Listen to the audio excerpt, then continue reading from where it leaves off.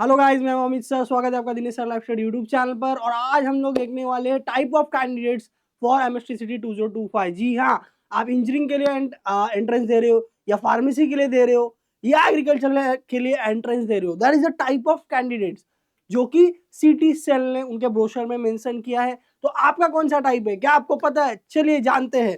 तो सबसे पहले ये आपका वेबसाइट है, यहाँ पर ब्रोशर दिया हुआ है। ब्रोशर पे आते हैं और मैं आपको दिखाता हूँ ब्रोशर का वो पार्ट जिसमें टाइप मेंशन्ड है। यहाँ पर देख सकते हैं आप, यहाँ पर क्या लिखा हुआ है। Okay, admission to the first year engineering और फार्मेसी और बी प्लानिंग कोर्सेज या एग्रीकल्चर हो, that is a candidature type. इसे बोलते हैं कैंडिडेचर टाइप या कैंडिडेट टाइप। ओके, तो इसमें कितने टाइप होते हैं सर? तो जो कि महाराष्ट्र के स्टूडेंट्स है उसमें ए टू ई टाइप होते हैं, और जो महाराष्ट्र के बाहर स्टूडेंट है, ओके, जो महाराष्ट्र के बाहर के स्टूडेंट है उन्हें ओएमएस कहा जाता है।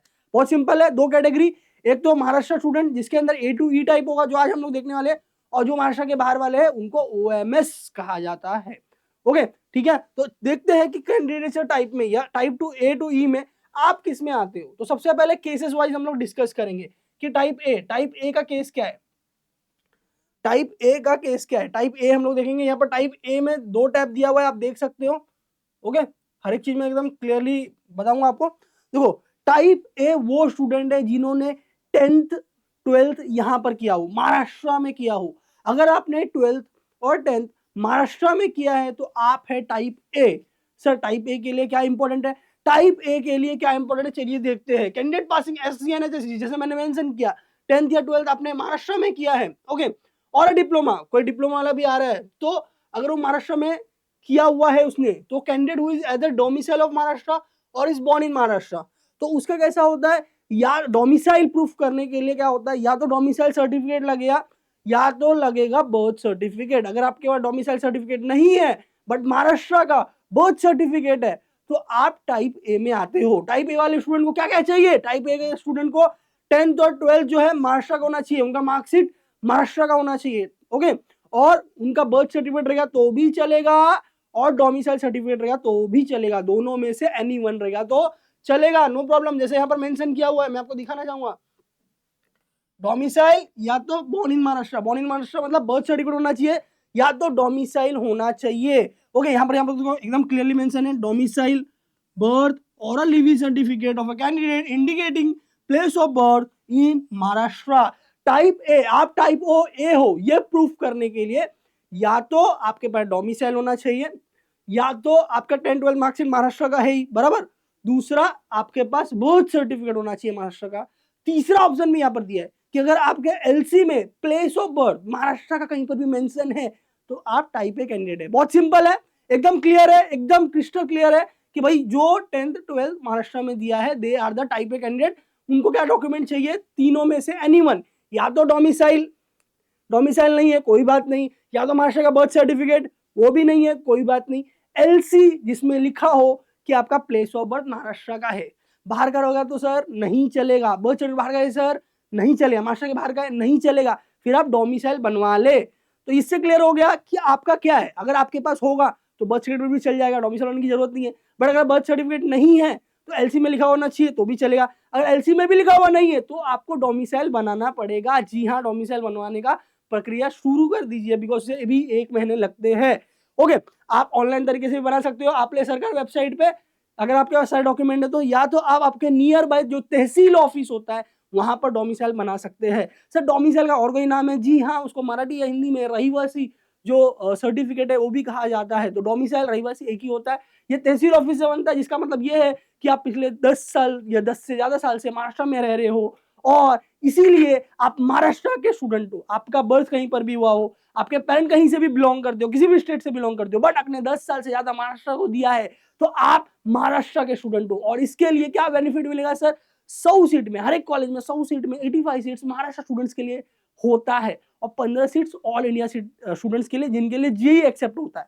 आपके 85% सीट्स आपको मिलेंगे, और इसके लिए आपका एमएसटी सिटी का स्कोर के बेसिस पे, फर्स्ट बेसिस पे आपको जो है सीट दिया जाएगा। इसीलिए एमएसटी सिटी के कट ऑफ और जब आप ऑल इंडिया स्टूडेंट के कट ऑफ देखते हैं तो काफी अंतर दिखता है, बिकॉज एमएसटी सिटी के बेसिस पे महाराष्ट्र के स्टूडेंट को कम कट ऑफ में एडमिशन होता है, वेर एज ऑल इंडिया जो जेई के थ्रू आते हैं, पहले तो उनको जेई देना पड़ेगा, जेई के थ्रू उनका एडमिशन होगा, जो कि ऑलरेडी बहुत डिफिकल्ट है, नेगेटिव मार्किंग एंड ऑल है, और उसमें भी उसका कट ऑफ ज्यादा होता है एज कम्पेयर टू MSTCD। ये एक टाइप एक क्लियर हो गया। अब यहाँ पर बहुत सारे स्टूडेंट ऐसे होंगे, सर मेरा तो बर्थ यूपी में हुआ है, बिहार में हुआ है, मध्य प्रदेश में हुआ है, राजस्थान में हुआ है, गुजरात में हुआ है, बट मेरा 10-12 यहाँ पर हुआ है। कोई बात नहीं, जैसे मैंने आपको मेंशन किया कि भाई डोमिसाइल सर्टिफिकेट बना लो, चलेगा। ओके सर, मैंने तो सुना था कि पापा मम्मी का डोमिसाइल रहेगा तो भी काम हो जाता है, अगर मैं कहीं से भी पढ़ा हूं तो भी चलेगा। हाँ, ऐसा एक रूल है। चलिए देखते हैं। तो यहां पर मैं आपको बताना चाहूंगा टाइप बी। टाइप बी कौन से स्टूडेंट है? टाइप बी वो स्टूडेंट है, बहुत सिंपल है, यहाँ पर मैं पढ़ के बताऊंगा। Domicile certificate of candidate father mother, candidate और अ फादर और a mother indicating that he is domicile in the state of Maharashtra, candidate who does not fall in type A but who or whose father or mother, इधर एक एक word का बहुत meaning होता है इसलिए मैं उधर थोड़ा सा पॉइंट दे रहा हूँ।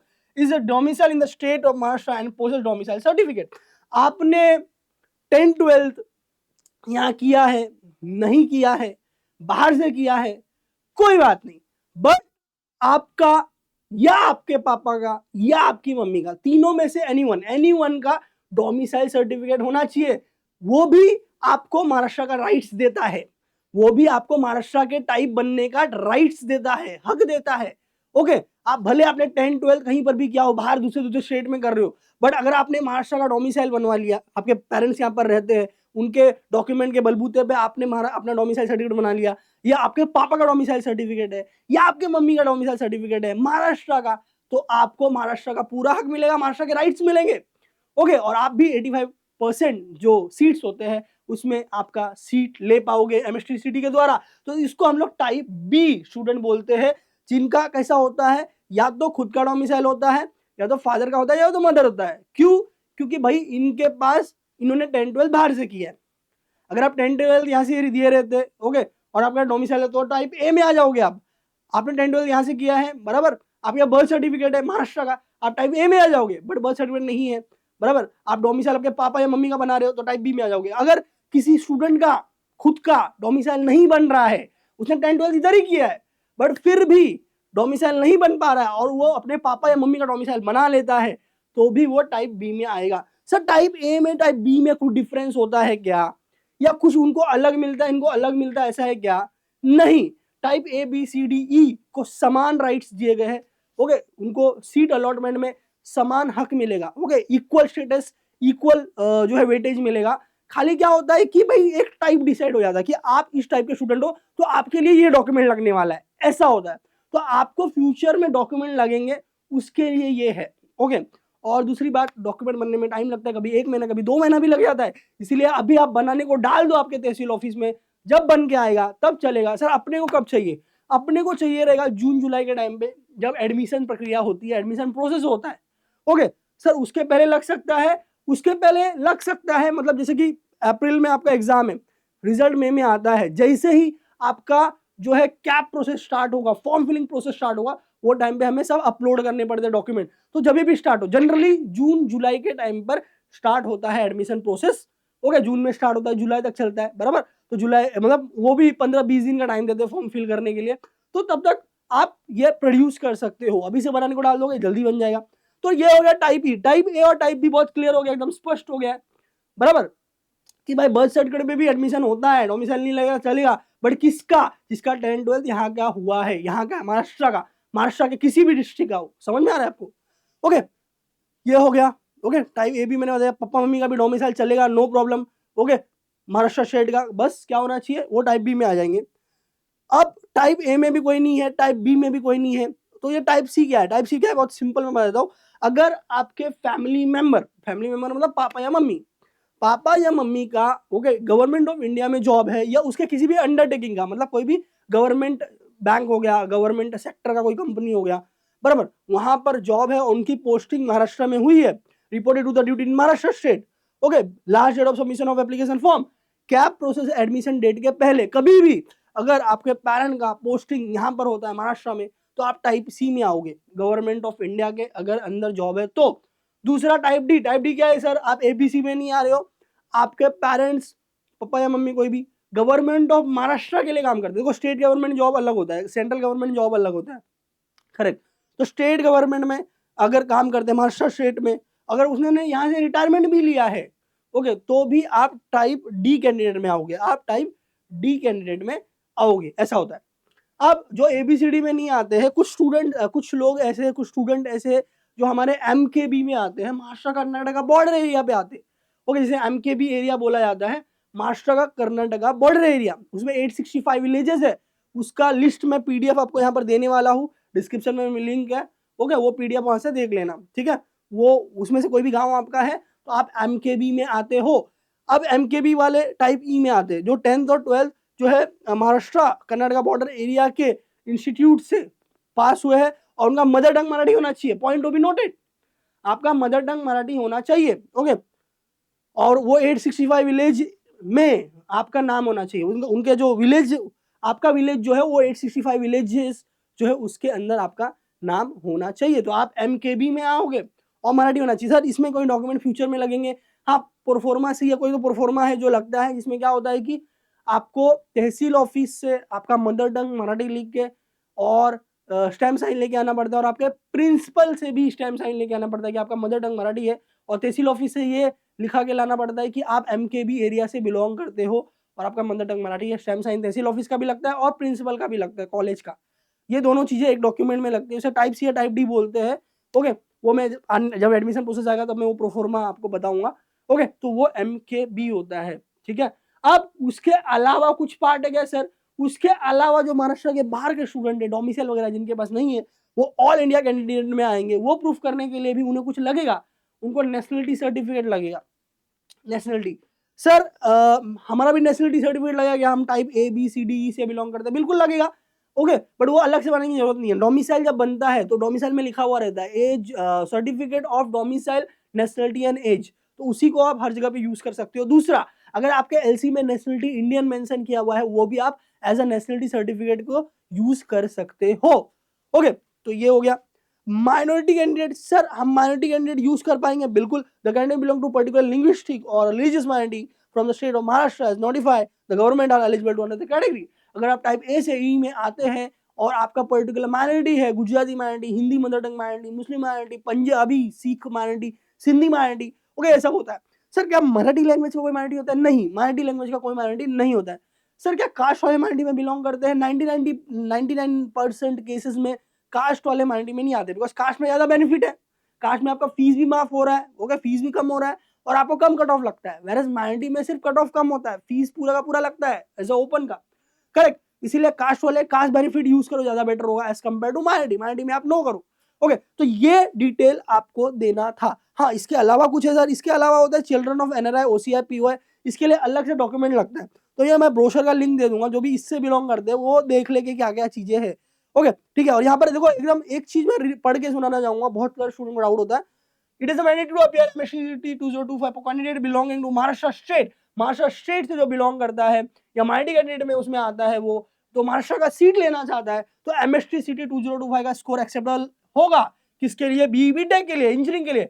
हाउएवर ऑल इंडिया कैंडिडेट मे और may not appear MST 2025। All India candidate CT दो मत दो, फर्क नहीं पड़ता है, आपका JEE का स्कोर कंसीडर होगा। JEE main 2025 solve be preferred over MST CT का स्कोर फॉर BTech। अगर आप OMS कैंडिडेट हो, ऑल इंडिया कैंडिडेट हो, महाराष्ट्र के बाहर के कैंडिडेट हो, तो JEE प्रीफर किया जाएगा, JEE का स्कोर प्रीफर किया जाएगा, ओके, CT के रदर देन, ओके। इसीलिए आपका टाइप A to E में होना जरूरी है, महाराष्ट्र डोमिसाइल सर्टिफिकेट होना जरूरी है, ताकि आप महाराष्ट्र कैंडिडेट हो और MST CT का लाभ लो rather than JEE all India category में आना, जिसमें सीट भी कम है, 15% कट ऑफ भी हाई रहता है, और JEE नेगेटिव मार्किंग बहुत ज्यादा डिफिकल्ट होता है, ओके, समझ में आ रहा है? तो MSCT is more better as compare to JEE for Maharashtra candidate. But अगर कोई OMS कैंडिडेट है, आउटसाइड महाराष्ट्र से स्टूडेंट या ऑल इंडिया कैटेगरी से बिलोंग करता है, बराबर, तो उनके लिए JEE बेटर है as compare to MST CT। Hope so सारी चीजें क्लियर की गई होगी, और भी बहुत सारे वीडियो हमने इसके रिगार्डिंग बनाया हुए हैं, वो आप देख सकते हो, ओके। किसको माइनॉरिटी के बारे में डिटेल चाहिए, आप सर्च करो माइनॉरिटी दिनेश सर, आपको वीडियो मिल जाएगा।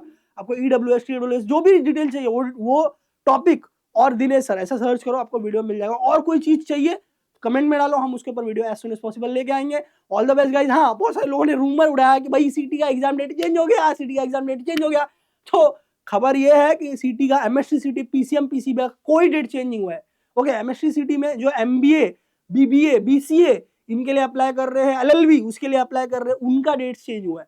ओके MSc PCM PCB का कोई डेट चेंज नहीं हुआ है, सेम टू सेम ऐसा ही है। ओके 9 अप्रैल और 19 अप्रैल, 9 अप्रैल PCB से, 19 अप्रैल PCM से। ओके आप डेट वेरीफाई कर लेना, दिनेश ने ऑलरेडी एग्जाम डेट पे वीडियो बनाया हुआ है।